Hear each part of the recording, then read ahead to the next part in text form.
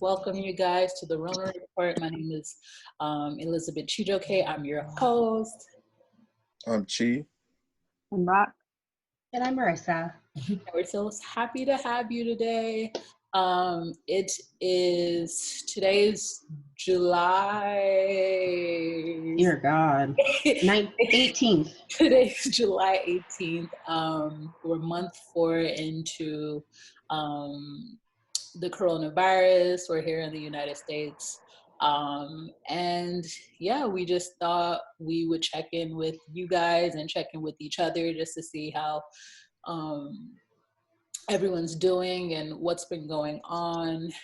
I am here in New York, and I went out this morning to run some errands, and people are out on the streets. People are riding their bicycles. People are having brunch, some with masks, some without mask.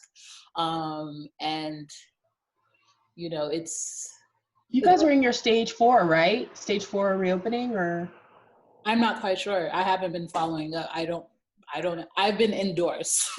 Unless someone tells me the coronavirus is gone, like I'm indoors. So like it was really interesting to me to see people out there. And like I feel like a month ago or 2 months ago I would have been upset, like, what are you doing, and stay at home. But like I understand it's 4 months in, and like there are no rules. What should we be doing is kind of like up to self, and if we're gonna leave this up to ourselves, then go out and be happy. And so Actually, New York's been doing pretty well compared to the rest of the country. You guys have like one of the lowest death rates now. Yeah, from the highest to the lowest. We had 0 2 days ago. It was confirmed that there were 0 deaths associated with the coronavirus. So yeah, we're doing well, but I'm still worried because just because it hasn't been reported doesn't mean that it's not happening. Like I said, people are out at brunch this morning in proximity to one another. People are riding their bikes. People are running. Like people are out. It's kind of like it's still summer. So I'm interested to see what it's gonna look like in the next 30 days. But like I don't want to take up too much time. Anyone who would like to share like what's the process has been like for them, feel free to like jump in. The process? Like just like what it's been like for you month 4, like as of today. Well, you are, yeah.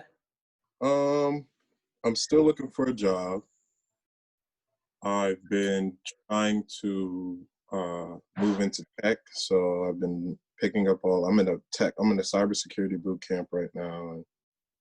And I picked up a couple certifications in June, and I'll probably pick up some more coming up.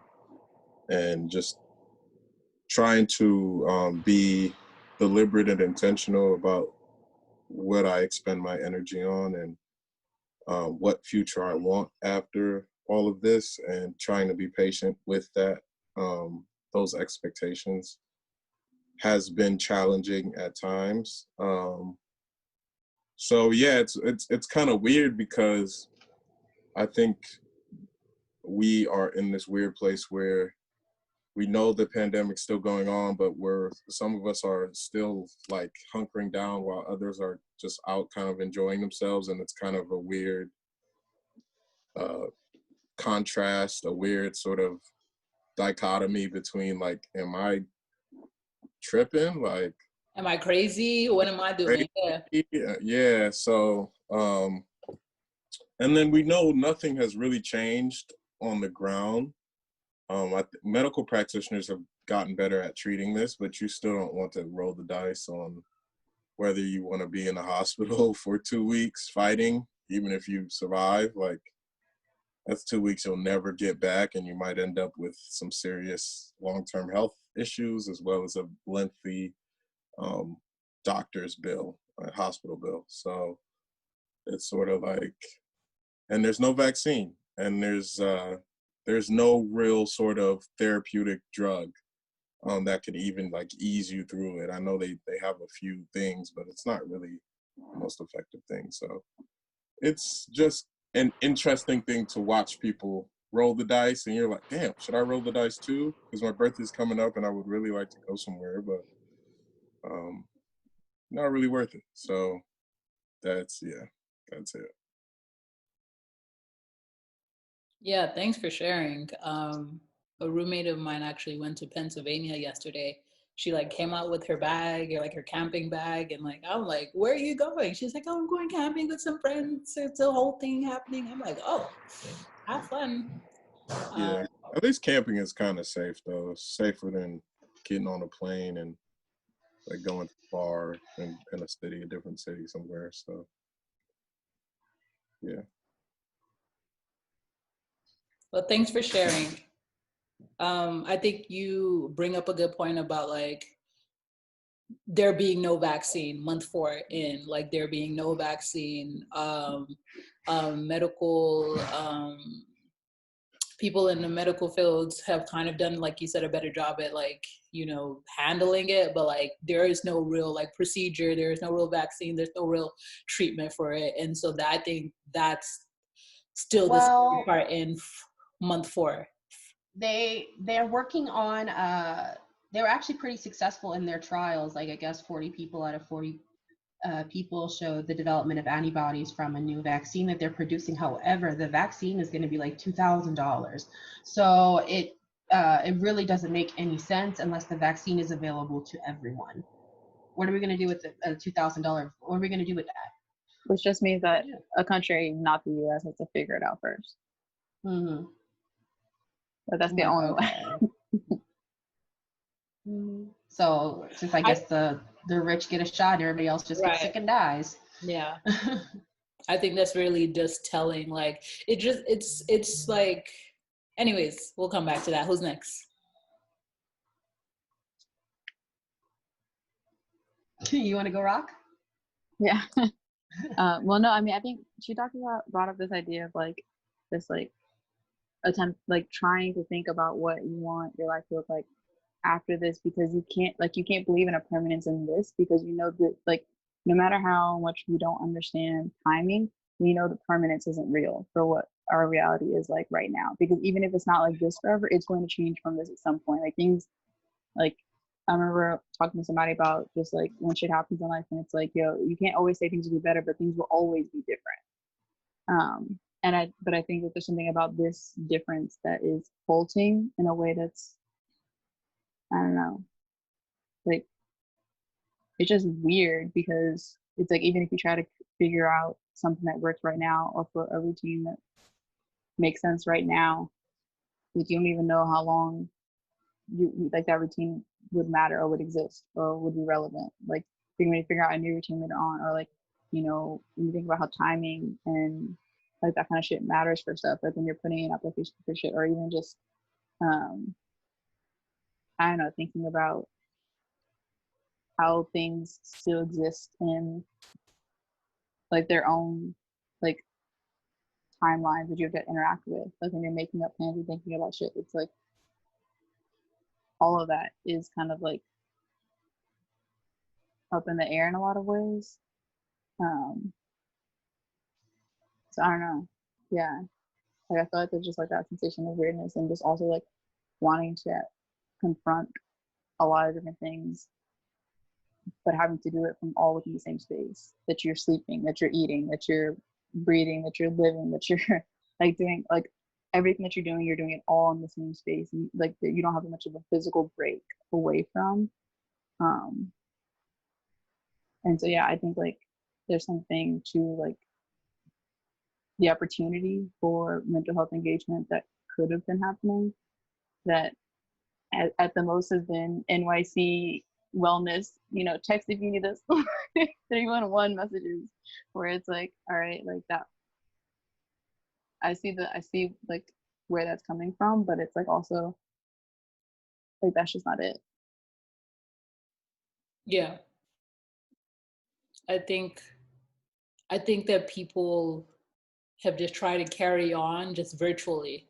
So like we're going to work virtually.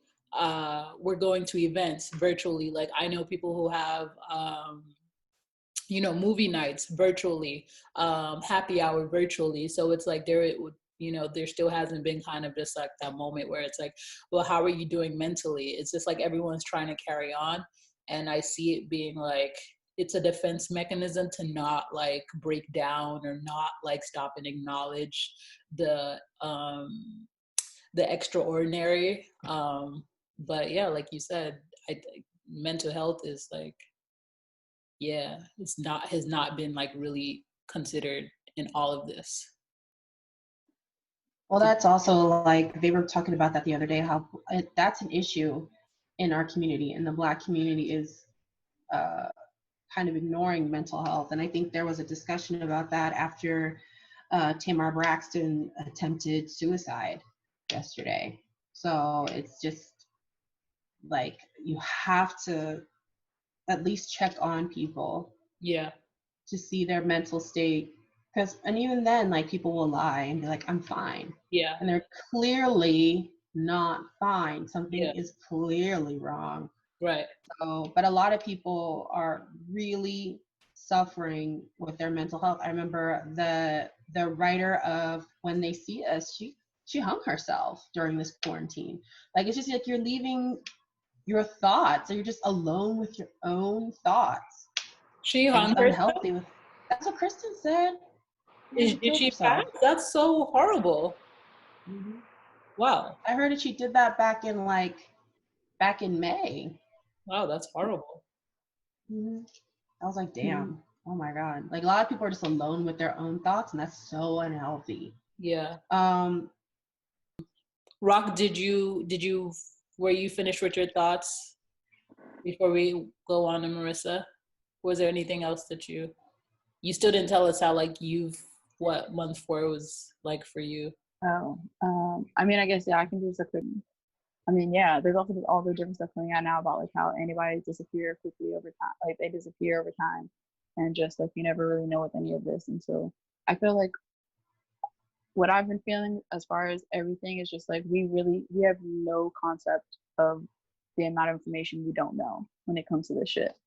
And we're playing with fire when we're playing with it like it's a joke. Facts. Yeah. Facts. Yeah, thanks for sharing. Marisa, I'm sorry. No, it's okay.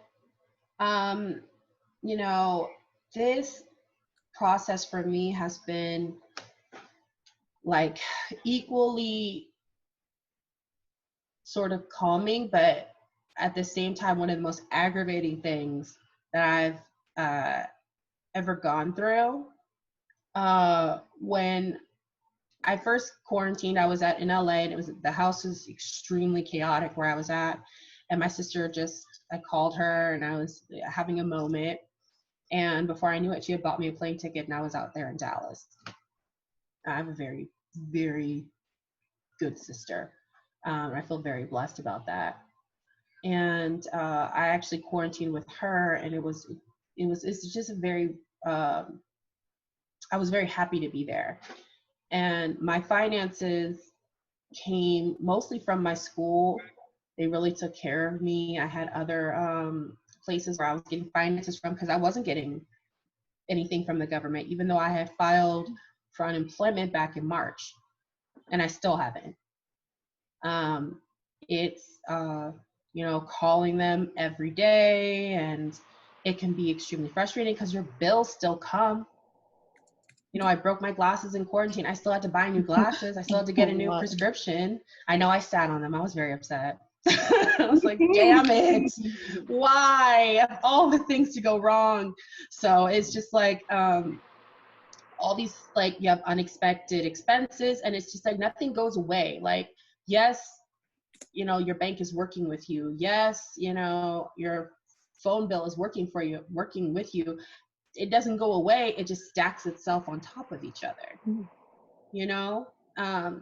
Yes, they're not charging interest, but now instead of like having to pay $130, now all of a sudden I have to pay like $260 that I didn't have last week.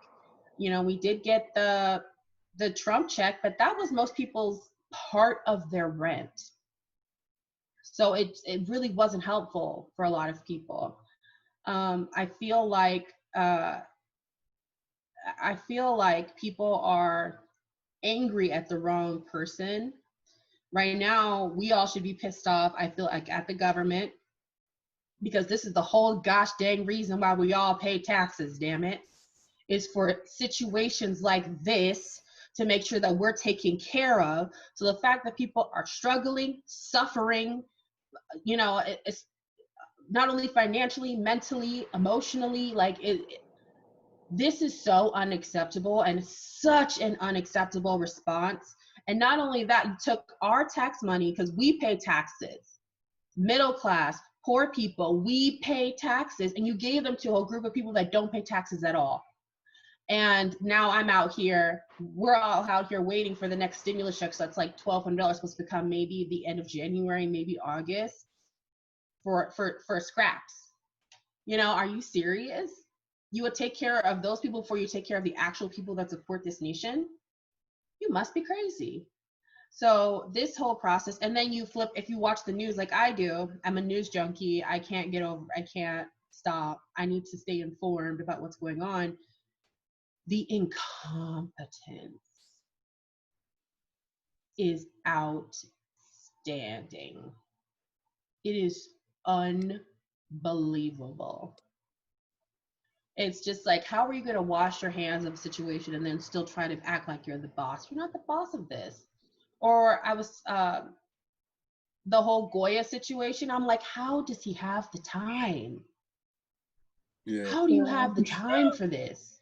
You're over here having a photo up, and there's over 130 dead Americans. The White House. How do you have time? In the Oval Office. Like, what? And you're still over here blaming Obama? No. This is your watch. This happened on your damn watch, and it's continuing to happen on your watch. I remember we all don't like Tomi Lahren. We don't like her. But she did put out a tweet that was like, you know, if Joe Biden wins, this will probably be over like November 4th. But if Trump wins again, this will probably be over in like 2025. And I was like, I don't like you, but damn it, I agree. We'll just be in this for the long haul. You know, all these other countries thinking that Americans are dirty and they don't wash their hands and we're infected. Embarrassing all of us. Just like, making it political. Yeah. And we haven't even hit the second wave. Like we already know what's going to happen, because you have idiots screaming in people's faces at the grocery store. Like, I got sick. I truly believe after I got off the plane, I feel like I caught that shit. I had my mask on the entire time, but there was an asshole behind me who the stewardess kept having to tell, sir, you need to keep your mask on the entire flight. Yeah. So if I had my mask on the entire flight and someone sitting behind me didn't have their mask on, which is how I think it spread, all of a sudden I'm sick. I can't, like, it felt like extreme, like a sinus infection or extreme congestion. Yeah. Extremely uncomfortable. Praise God it wasn't anything like breathing wise, or I didn't have like harsher symptoms. But that's when I was trying to figure out what the hell have I got, because I had a fever and stuff. And I was able to quarantine at my dad's house. That's what people were saying, is sometimes it feels like extreme congestion, and then before you know it, like it's like your lungs are shutting down. But I was very blessed. Yeah. That I had more considered mild symptoms. But you think about that. If you have your mask on and you're doing what you're supposed to do, and some fuckhead behind you just keeps pulling off their masks, or, you know, and then all of a sudden it spreads to you and you're doing everything that you were supposed to, and it's just that quick. Yeah. What happens in situations where you don't have a mask, or like, you know, you're working in close proximity with other people, essential workers, like someone I know, he works at a restaurant, and like he has to go in, and like kitchens in New York are like enclosed in a building, and it's like 10 chefs and he's one of them, and I'm like, wow, you know. So, well, here's the thing also, if you are a carrier and you are not wearing a mask, you are 70% more likely to spread to someone, even if they do have a mask, if you're not within 6 feet of them. 70%, even though I have my mask on, I'm doing what I'm supposed to do. Yeah. You could still spread it to me. If we both have a mask on, it's about 90%. Yeah. That you won't transfer, but 70% you will. Even if I'm doing everything I'm supposed to do, like that's why no, I feel like anti-maskers just need to get punched in the face at this point because you're threatening my life, damn it. Yeah. But I'm sorry, I just went on a little mini rant. No, but that like yeah, that was you put my life at risk. Yeah. I mean, you're putting everyone around you like at risk, and when they come into contact with at risk, you're putting healthcare workers life at risk, you're putting essential workers life at risk because you have no idea between the point where you get it and you are contracting it and you have the ability to give it to other people. You're contagious. Like you have no idea how many people you come into contact with in between those points. So it's just like it's one of those things where it's I don't know, it's like beyond just it's just like one of the things I can't even like imagine how like y'all literally have been riding the dick of like making things political so hard that y'all literally made a life or death decision political when it's literally the most lackluster attempt at anything that you could possibly imagine. Like y'all literally love wearing masks. You wanna know why? Because guess who wears masks? Motherfucking KKKs. I don't know why you act like it's so hard for y'all to wear a mask for 2 seconds that don't even cover up your whole fucking face. It's like let's be real about it. I don't understand. That's so funny. One disease allows people to like, or people are excited to wear masks. The other disease, no one wants to wear a mask. Like choose, you can't. You gotta. And I'm like, look, y'all could put all lives matter on your mask. Y'all could do whatever y'all want. As far as I'm concerned, I don't give a shit what your mask says because you know what, your mask is not about you protecting you. It's about me making sure that the people that I know who are going to be on the front lines, the people I know who are going to be in the community, they're safer. I actually don't give a fuck about you. Yeah. It's the fact that you come into contact with people that are not you. Right. And that's what matters. Yeah. I've definitely felt like unsafe, like leaving my house. Like it's when I wake up in the morning, I'm like, when I go for my morning runs, I'm like, I don't want to run into anyone. Like I'm just very wary of just like seeing anyone, being in close proximity to anyone, just doing anything with anyone. But for me, in June,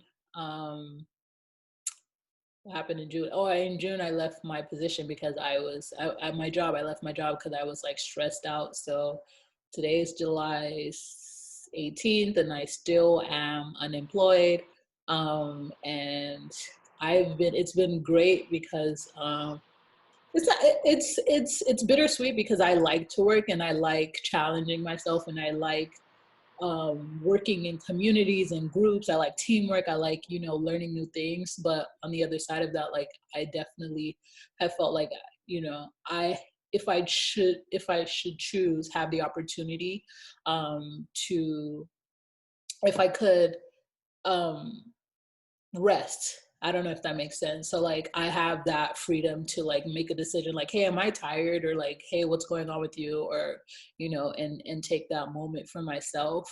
Financially, I've been like sustaining myself with the money I saved up from before I left my job. And then like my taxes came in. So like, thank God, because I was running out of money. And that's been me personally. I'm still trying to figure out a routine. I started a small business, a soap business that I've shared with my friends, and people have purchased it, but like that's not really sustaining me. That's just going back into the business and like so other than that, with me kind of just like trying to build and maintain a schedule and discipline myself to like wake up at 6:30, run from 6:45 to 8 or whatever the time is, come back, eat breakfast, blah, blah, blah. Other than that, it's been pretty like a lot has gone on, and I'll come back and like share, but like my grandmother is still in Nigeria. She like texts me every day. And so we don't know when Nigeria is going to open up their airport to allow like international flights. I know Europe has shut down their countries to the US, as they should. I don't blame them because we obviously don't look like we know what we're doing. As far as like the world and the economy moving, like I had a debt collector call me yesterday and said I owed them $799. And at first I thought they said $79. I was like, oh, I'll just pay that. And she was like, oh yeah, it was from like a gym that I used to go to. She was like, yeah, you owe this much. I'm like, you know, so like to like reference what you let that one rock. I know. I'm just kind of like, are you kidding me? yeah. Like debts in a pandemic, like No, and so that's what. Yeah, she was like, oh, I was like, I didn't know that the gym was still open. How was I supposed to how am I supposed to pay for a gym that's not open?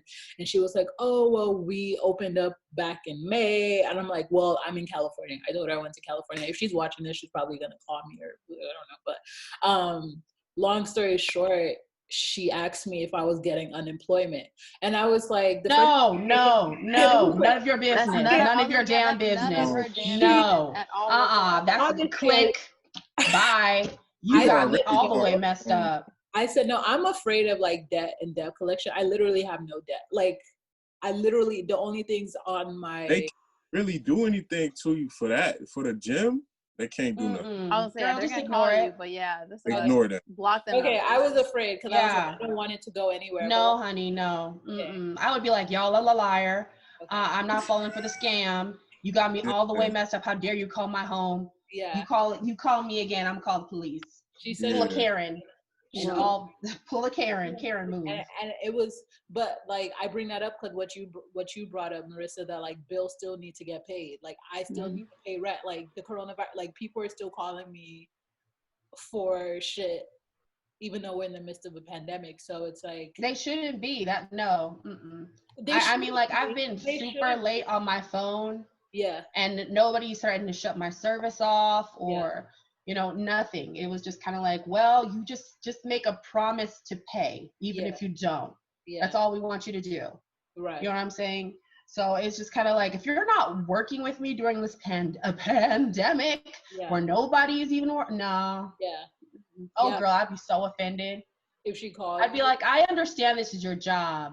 Right. But I bet congratulations that you're not on unemployment. Don't call me again. Like, don't ever. Really Okay. Don't ever. All right. If she calls me again, I'm gonna call you out. I'll be on 3-way. You don't answer. Don't even let that homie know the number is working. Yeah. If the number ain't saved, I don't answer. That's funny. If it's important, I let people leave voicemails. Yeah. They leave a message. If it's important, they leave a message. If not, I must have not needed to hear that. That wasn't my ministry. See, that's why that was not from me. That was not. We were having a pleasant conversation. I was like, yeah, I'm not working. I don't get unemployment. And she was like, okay, well, can you do it 2 weeks? We're over here like, no. What? No. What? We're over here like, how dare you? No, exactly. The disrespect. You a good one. First of all, what gym? We had a whole 8 minutes conversation. The gym? It's kickboxing. I used to be somebody. And they sent you the collections for kickboxing? You must be out of your mind. Right. It's considered a loss, homie, because you're damn for sure never getting it from me. That's to the game. Like, it's services I never used in a pandemic. Yeah. Yeah. I'm going kickboxing in the middle of a damn pandemic, for real. Y'all are going to have to figure it out. Go with God. Like, look, did y'all supply the proper amount of PPE required for all the different body sweat and like, whatever that was coming on people? Like, no. They don't even have the money to litigate that with you. It's not. Okay. All right. Yeah. You gonna send me to court for $700? It probably costs you $1,000 just to walk in the door right now. So you're already involved, bro. Like, get out. All right. Hear you with that debt collector? Don't worry about them, man. They ain't got no. So that happened, and yeah. Girl, I'd be so spiteful. I wouldn't pay you out of spite. To everyone watching, nothing else. Look, if they said something that I'll give you $5, send all in pennies. Like, no, I'm not giving. I'm giving the smallest amount and in the most complicated way. Like, don't talk to me. Right. That collector, they don't scare me. But yeah, like I've been to Africa. Oh, niggas don't scare me. That's been my life so far, and just like trying to stay connected with. To me, it's literally just been like frenzy. Like some days I have good days, some days I have bad days, and just me trying to like stay busy. I wrote a lot of things down and I just don't remember where I like kept them. But yeah, that's my month 4. I'm still here in Brooklyn. Like I said, as I mentioned when we started the program, people are still out. Like I'm in my living room right now and people are like walking past. Like it's normal. It's a regular summer in Brooklyn. But I wanted to ask everyone, like, how do you feel like the U.S. has, well, Marisa, you kind of went in, but like, how do you feel like the U.S. has been, like, what are some good things and bad things that have happened since? Good things. Okay. I can definitely jump on some good things, but I'll Okay. jump on the good things, not in any way directed towards the government or any kind of politician or political power, and 100% directed towards community and community organizers and activists and people that are on the ground, and specifically just highlighting like the collective work that the mutual aid has already existed in a lot of communities, but it's that like in these moments where you realize that there's a lot going on and you see how much the government really doesn't give a fuck about people, like mutual aid already existing is what makes the collection and dissemination of resources easier and quicker in spaces. Because I think one thing that is really powerful that I know I've seen is that there are a lot of people who collectively do want to know what's something that I can be doing for like my community, for my neighbor, for XYZ, whatever. And I mean, like, there's definitely been, and the thing is that like I'm not even gonna say that all the efforts have been executed in everywhere that like they need to be, and like resources are getting to where they need to go. But just the idea that there is a lot of modeling for like different efforts where it's like even like I know like I forget exactly where in Brooklyn, but there's like they have like a community fridge set up and like they restock with groceries like every week and people can come by and like take what they need. But like even thinking about like how people are like creating like what else are like other community initiatives, or like, oh, there was like somewhere where people who were like housed, and people who are housed and without homes were like coming together and like already organizing around like housing initiatives. But they even like in the midst of that like had the opportunity to create like a community shower so that it's like people without homes like still have spaces to like go get clean. And like people are able, like more attention is being brought to those community-based efforts because people are realizing how much it's never going to be about the government saving anybody. It's always going to be about you and the person next to you having your back. And how do you figure out those systems where y'all understand what those needs are and how you fit in within like that larger space. That's awesome. Yeah, I agree. I see a lot of like a lot of good things that people are just doing for their neighbors.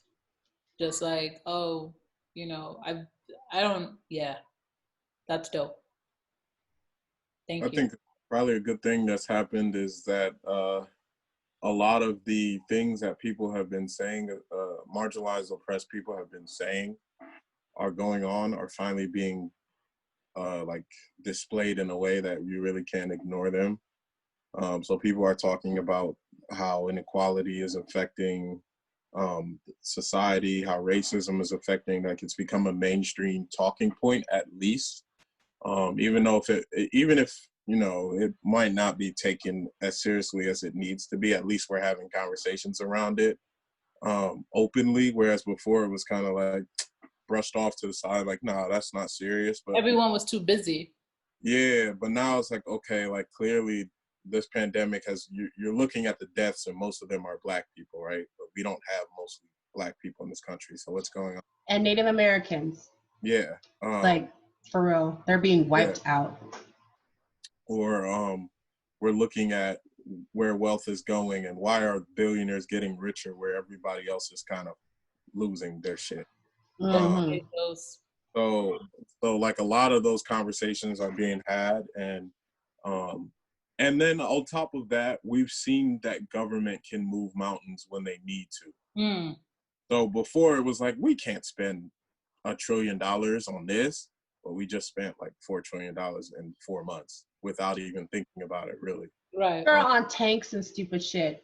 Yeah. So I think those are good things now, because now there's a politician can't say, well, that's not, that can't happen, or that's not, we want to just take things slowly. No. So we still have very big problems to deal with. We still have climate change to deal with, which will also affect people in the same way this pandemic has disproportionately. People who are poor, people who are less educated will be disproportionately affected by climate change. People that live in the global south will be disproportionately affected by climate change. So we still have that to deal with, but we've seen that, hey, we can do big things. We just have to have the political will to do so. And I think that's good, because now people can stop thinking that we're asking for too much, when really we're just asking for a functional society that works. The bare minimum. Yeah. And we've been asking for the bare minimum for over 100 years. Civil rights, just act correctly. Just treat us like we're human. Right. That's what the civil rights movement was about. It wasn't about equal rights. It was about be civil. Don't sick your dogs on me, like allow my children to live, girl. Right. When you think about like the taglines, I feel like, I was gonna ask Chi, like, when you say, like, who are you referring to when you say, like, I think people are now seeing, like, who is behind that? Yeah. I think everybody's on all sides. I feel like there are a few political, there's an activist community. There's even not just political operators who have, like, the activists have been fighting for these big sort of sweeping changes. And then some of the more mainstream operators are like, that's not reasonable, that's not real. And then there are people, regular everyday people, who are imagining a different world. And there are people who don't know anything about politics or governance, who are downtrodden and are disillusioned, but are now seeing that, hey, the federal government can spend trillions of dollars in the blink of an eye, without much real pain or friction. So why can't we spend 1.7 trillion and wipe out student debt? Why can't we spend why can't we 2 trillion? Look, they choose not to. Yeah, why can't? So now we understand, okay, well, this is more about a choice and priorities than it is about whether this is a too high of a price tag, right? And it's all during a Republican administration. So imagine if a Democrat, they would spend more money if a Democrat was in office. Right. And Democrats want to spend more money, and we have to spend more money because we haven't covered all our bases concerning, there's so many, we could have spent less money, and we could have spent maybe $100 billion in February, and this wouldn't have been as bad as it would have been. But people, Republicans, I'm going to put this squarely on the Republicans, because they have power. They're in power. Republicans did not want to disturb what they deemed as a good economy, but now our economy is upended. So in February, we could have just closed off our borders and forced quarantines for people who wanted to come in for 2 or 3 weeks, and just, watched the situations with cases and dealt with it proficiently, case by case. But now we are reached community spread to a point where it's not really even practical to try to do contact tracing, unless you're going to employ thousands of contact tracers. But the government doesn't want to do that. So now we have to work on, like, mitigation, which is why now you see Republican governors saying, okay, well, wear masks, because it's the bare minimum you can do in a situation where community spread is so bad that you can't track anything. So I think everybody on all sides is starting to realize, all right, Republicans for the last 40 years have done a good job of delegitimizing the role of government in society, and making it seem as if Americans should be, hey, Pulling that stuff up by the bootstraps. Yeah, do it yourself. It's best if you do it yourself. But there are really big, complex problems that individual people cannot even begin to fathom or tackle, right? Right. So change is one of them. A global pandemic is one of them. Structural racism and its impacts on people throughout society is one of those problems. Healthcare, one of those problems. Infrastructure. I can't build a road. I know like Nigerians, we love building roads back in our village, but in America, I can't build a road I can't fix the bridge that needs to be fixed, right? So now people are starting to see, okay, yeah, we need government. We need government that works. We need people to be intelligent in government because it's cool to have your favorite guy in government when things are running smoothly. But when the shit hits the fan and your favorite guy is an idiot, that's when you're really like, we should have elected that. I bet you Georgia, like, we should have probably had Stacey Abrams. Like all the voter suppression was probably kind of, we probably should have had. I will say this about Hillary Clinton. Hillary Clinton would have had this shit wrapped up. Sure would have. She would have had February it wrapped the fuck up. Because anything under Hillary Clinton is just methodical and detail oriented like that. She would have had this shit wrapped up. And the thing about this, I know in my heart that Republicans want a democratic government so they can have something to criticize. Right now, they can't. They're stuck constantly defending this man who you can't really defend. So they're him and his supporters. Yeah, and his supporters. They defend his supporters. I think if things keep trending, unless things diametrically change, I think that every American has felt a degree of pain or realized even like and Trump supporters are Trump supporters. They're gonna believe whatever they believe. They're not that much of the population for me to be concerned with them. Right.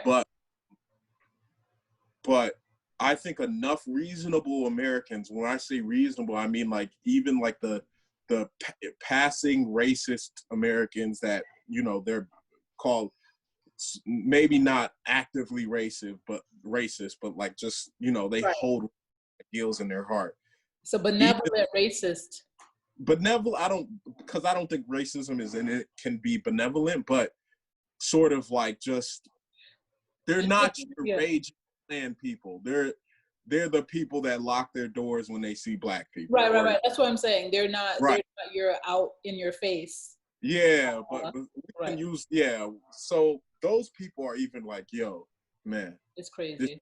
This is crazy. Yeah. Because they are, and you look at the polling numbers for him, where he's lost ground are like educated white people. He's lost ground in uneducated white people, but he still has them by a lot.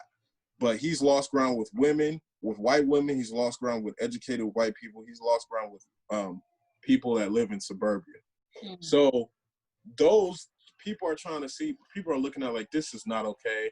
They're looking outside at the world, and the world is getting on with their lives. And America is here, still struggling with something. So I think if that holds, we will see him lose. But the problem is, will Trump leave if he loses? So I think that Joe Biden needs to win big, and he needs to push as hard as he's going to push. It doesn't need to be like with Hillary, where it was kind of like, oh, we're just going to waltz into the White House. He needs to make it clear that I won this and the people want you out. And that's the only way Trump can leave. And I think it's in his benefit to leave, because then he can be outside the club screaming. I think that's where they have to win more than just the presidency. They have to win the Senate as well. Because like I said before, if he wins, he could very easily call a state of emergency and be in there 2 more years. I mean, and the House would say no, obviously. But what about the Senate? Who has been covering his tracks for most of this presidency? Who has been standing with him in his stupidity and his wrong and supporting his idiotic decisions to our detriment? It's not just other politicians, it's the Senate as well. I don't think So I don't think he has the military on his. I don't think the military is on his side. I don't think that matter unless they're starting a coup or something. No, I think it matters because when you saw after the protests when they cleared the square in Washington, there were military brass. The Joint Chief came out and he was like, "I shouldn't have done that. I shouldn't have been with him there, and I'm sorry. I made a mistake." For somebody who was under the command of Donald Trump to come out and say that in front of the national body politic is big. So I think that even if he calls a state of emergency, it might kind of just fall flat. And there's already been reports of his military people not even briefing him on certain things because they don't want him to say no on things that are put in place to objectively protect the interest of the United States. So I don't want to go that dark yet. And I think if he were to declare a state of emergency, there would actually be a civil uprising in the country. And it would be untenable then for the Senate to support him because it would be a choice between the peace and prosperity of the United States or supporting a guy who they really don't like anyway. I honestly think they wouldn't care. I mean, does the Senate care now about all the civil unrest that's going on? Do they care about the 100 or the people that can't feed their families?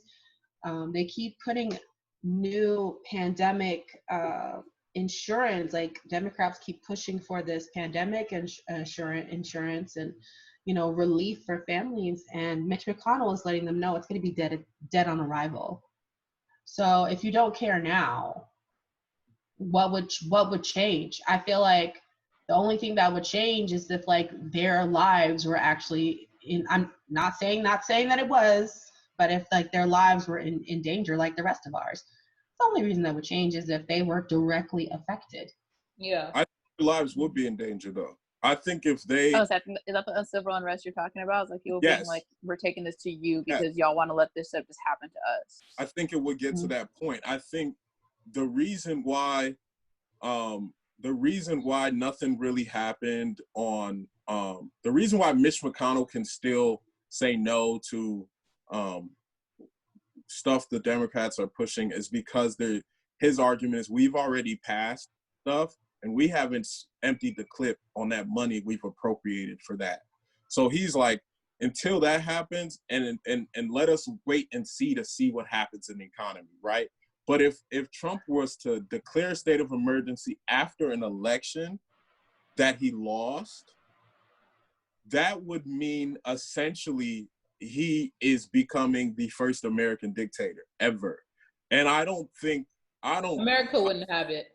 I don't think America would have it. I don't know. America is having over 3,000 children in cages. That's different. Don't overestimate us. I feel like this is closer to like the whole like why aren't you kneeling for the national anthem type of shit. It goes back to that whole they're soaked in their own. They love marinating in their own traditions so much that even if supporting their traditions is inhibiting their power play in the moment, they're fine with that shape because there's something about that structure that they need to hold to. Because if they can't point to democracy as it doesn't exist in this country, then what are they going to point to when they try to tell other countries they're not doing it?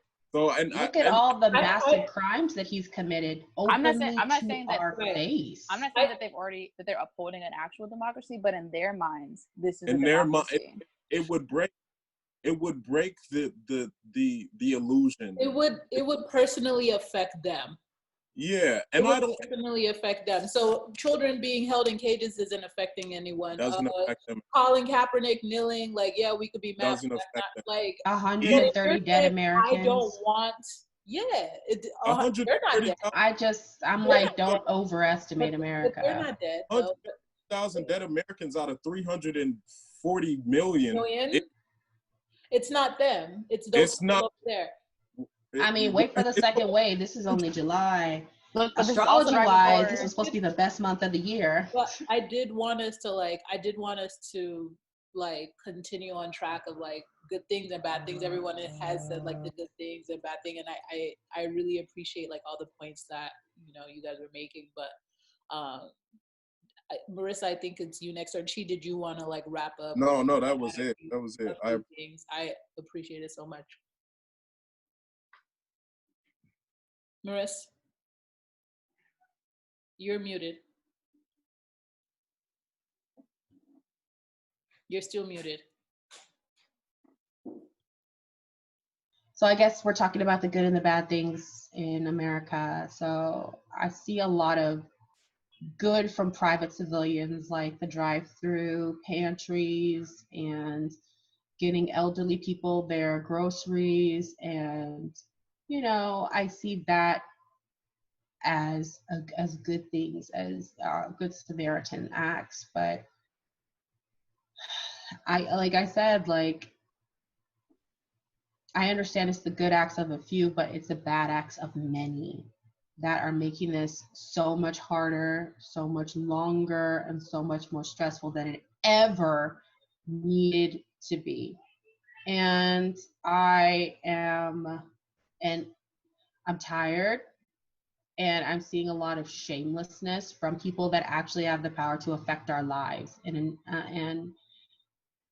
I don't know. I know I sound pessimistic. I am right now.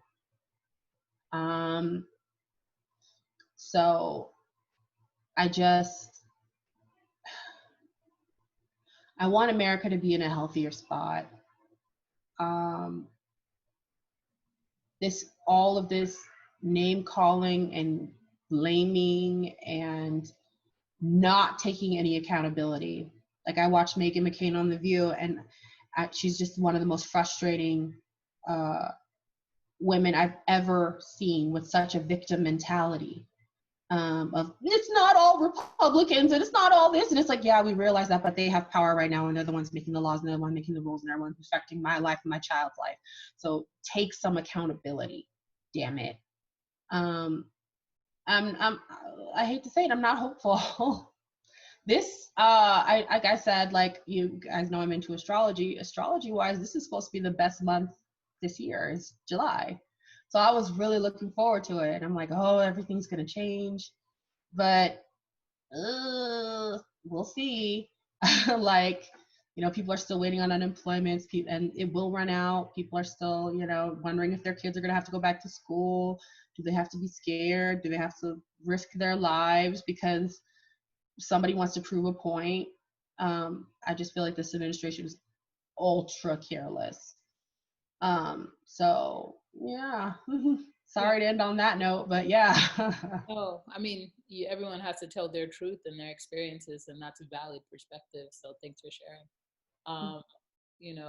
I think for me, it's like what she said about just like the racism and the indifference towards people, humankind, the racism and just everything. I think it's now so much more in your face, and thank God for that, because I think that COVID made everyone stop, and everyone, there is no way you could ignore it now. Like, who's dying from COVID, who's being most affected economically by this pandemic, who even there was a big argument about, like, working from home. It was like the argument surrounding, like, well, who's able to work from home? Because if you're an essential worker, you work in the service industry, the hospitality industry, like, or whatever the case may be, like, you couldn't work from home. Like, there's no way that job could be, done from home. And so, like, all of those things, like, came to light, and people had to, like, take a look at themselves, which was a great thing. And also just like, and I know that I say this from like a place of privilege, but like, I think COVID allowed or provided the opportunity for people to rest, right? And so, like, people, I know, were like frustrated, oh, you got laid off, but it was like, okay, you got laid off and now you're home with your children or your wife, or you're single, or whatever the case may be. And so if your unemployment came in, if you were taken care of. Right. But even now, I know people are still like, it's not all good. There's bad mixed in with that, but like, having to not go into work, I don't know, at least for me, was like, I didn't know that I needed it, but it was great. But I kind of just wanted us to end here. at this note, we'll be back to talk about schools. I heard this morning that the NFL was going to begin next Tuesday, or they were going to start practicing for the season next Tuesday. And so there's a lot of discussion surrounding, like, do you know that we're still in a pandemic? Like, should our football, our football players, is the NFL players, are they empty, right? It's going to be like an empty stadium, right? Yeah, but with so many people, with like, I don't know how many people are on the NFL team, but like all those people, 30 to 50 people in the NFL team. But however the case, thanks for watching the Rona Report. My name is Elizabeth Chijioke. I'm your host. We're so glad to have you today. I'm Chi. Rock. And I'm Marisa. And we hope to see you soon.